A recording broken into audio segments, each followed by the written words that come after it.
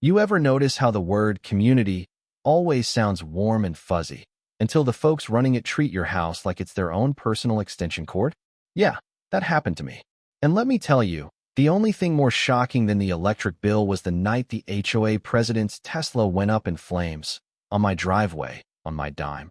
And, you guessed it, on camera. Let me back up a sec. My name's Evan Cole. I'm a solar engineer, the kind of guy who lives for straight lines and logical circuits. Either a system works, or it doesn't, you know what I mean? My life, my house, even my garage are all about order. Everything has its place. I installed my own level 2 charger, 240 volts, 48 amps, clean, efficient, runs off the solar panels I rigged up myself, stores juice in a battery bank, then feeds it to my car at night. My pride and joy, or so I thought. Because when somebody else decides what's yours is ours, that's when things get electric. Pun absolutely intended. It all started at 2 in the morning. My custom energy monitor, the one I built just so I'd know if anything was off, starts howling like a banshee. Sarah, my wife, bolts upright, heart pounding. I'm already out of bed. See, panic isn't my style, data is.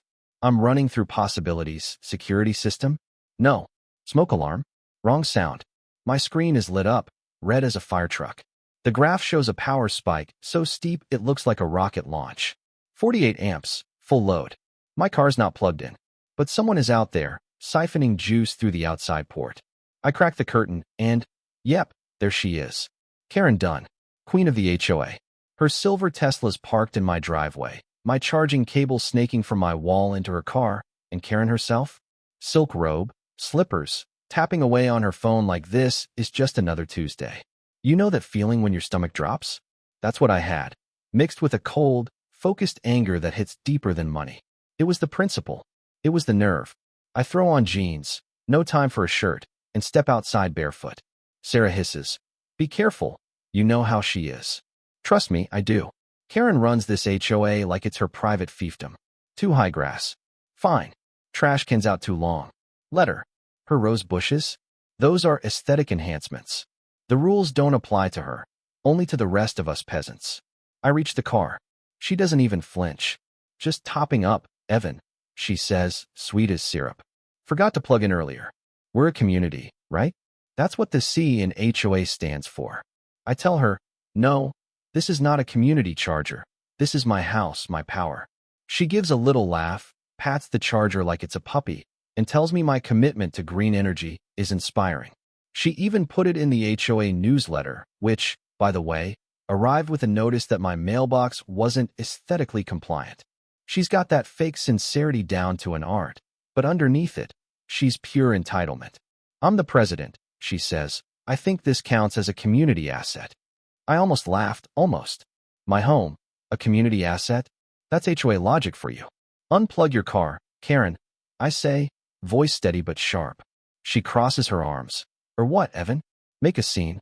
She's daring me to escalate. But I know something she doesn't. You don't win against an engineer by playing dirty. You win by building something smarter. Next morning, I'm in my workshop before sunrise. Sarah finds me at my bench, coffee in hand, sketching out blueprints. You okay? She asks. Just designing a solution, I say. And I do. Heavy-duty lockbox for the charger handle, hidden breaker switch in the attic, and for good measure, an RFID system so only Sarah and I can activate the charger. 3 layers deep. You'd have an easier time hacking into Fort Knox than getting a free electron from my house now. But Karen isn't the type to just give up. I can feel it when she drives by, glaring at my gleaming new lockbox. The air gets heavy with her simmering resentment. I check my system every night. Hidden breaker on, RFID active, security cameras rolling. Still, there's one problem. If she tries to break in again and fails, it's my word against hers. So, I build a black box, a monitor that logs every millisecond of activity, voltage, current, the works. It'll text me if someone tampers, and it'll trip a high-speed contactor if there's a fault, like, say, a cheap adapter causing a short. Not that anyone would be dumb enough to try that, right? A week later, just past midnight, my phone buzzes, unauthorized access. I peer through the blinds. Karen's back, dressed like a cat burglar, holding some knockoff charging adapter. She finds a regular outlet near my porch, the one I use for Christmas lights, plugs in, and jams the other end into her car. Now here's the thing, Teslas are picky. They handshake with a real charger. This adapter is dumb as a brick. The second she plugs in, I watch in real time as blue-white arcs shoot from the charging port. The air sizzles. Then comes the pop, followed by a thick column of black smoke. Karen jumps back, screaming, but now her precious Tesla is billowing with the toxic stench of fried electronics. You don't hesitate in that moment. I grab the Class C extinguisher from the garage, designed for electrical fires, run out, blast the flames until all that's left is scorched metal, melted plastic, and a stunned, ashen-faced Karen. I expect maybe a thank you, maybe some shame. What I get instead is a shriek. You did this. You sabotaged my car. She lunges, snatches the SD card out of my monitor box, and takes off down the street. That's right. She tries to steal the evidence, thinking she can flip the script and turn me into the villain. I chase her, barefoot, adrenaline pumping, neighbors' porch lights flicking on, Tommy across the street shouting, "What's going on?" And by the time I catch up, the sheriff's already rolling up, red and blue lights painting the street. Karen's putting on a show, tears, accusations, hands in the air. He attacked me. He set my car on fire. The deputy listens to both sides. I stay calm, lay out the facts, my cameras, my monitor, her adapter. He asks for the card. She tries to hide it, but there's nowhere to run with the law standing right there. The neighbors back me up. Tommy saw her running. Mrs. Gable's security camera caught her sneaking around. The deputy bags the evidence. Next day, the fire marshal's report confirms what I already knew. The fire was Karen's fault. Her janky adapter shorted out. My equipment worked exactly as designed. The SD card and all the neighbors' camera footage tie it together. Her trespass, her sabotage, her lies, all laid bare in glorious 1080p. Word gets out fast. The neighborhood's buzzing.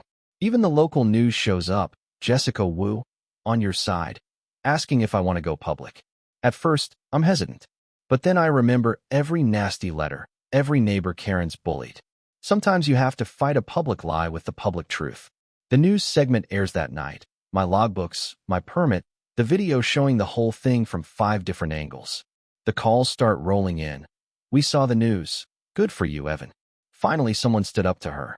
I'm not the only one who's had enough. Which brings us to the next HOA meeting. The place is packed, standing room only.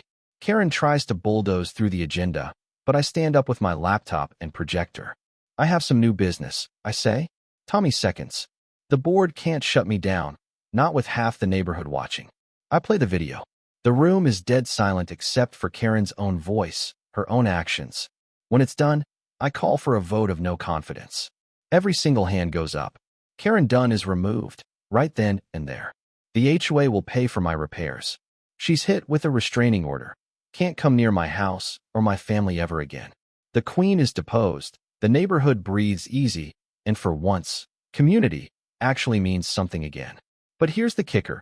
Justice is only as strong as the folks willing to defend it. One person with the truth and a little backbone can turn the whole tide. So, let me ask you, where do you stand when your community crosses the line? Drop your take in the comments. Tell me what justice means to you, and let's see whose side you're really on.